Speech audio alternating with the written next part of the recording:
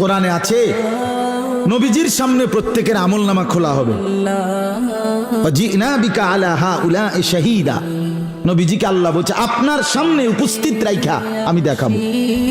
নবীজি আমলনামা দেখে আল্লাহর নবী জিজ্ঞেস করবে উম্মত এটা কি? উম্মত দিনের পর দিন ফজরের নামাজ কোথায়, জোহরের নামাজ কোথায়? উম্মত 30 বছরের ব্যবসার মধ্যে একটা হালাল নাই। সুদের এত টাকা দরকার, ঘুষের এত টাকা দরকার।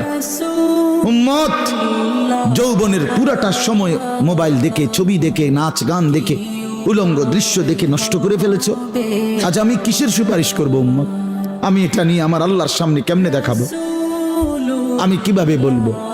হযরত মাওলানা তারিক জামিল সাহেব বলেন হাসরের ময়দানে নবীজি, আহা বাপ শুনেন শেষ কথা, হাসরের ময়দানে নবীজি নিজের পিঠ মোবারক চাদর সরাইয়া ফেলবেন আর উম্মতকে দেখায় বলবেন উম্মত দেখ না আমার পিঠ চালনির মতো ছিদ্র ছিদ্র, তায়েফের পাথরের আঘাতে আমি এই পরিমাণ ব্যথা পাইছি, আহত হয়েছি, রক্তাক্ত হয়েছি, মৃত্যু পর্যন্ত আর আমার ছিদ্রগুলো আর গোশত দিয়া পুরায় নাই।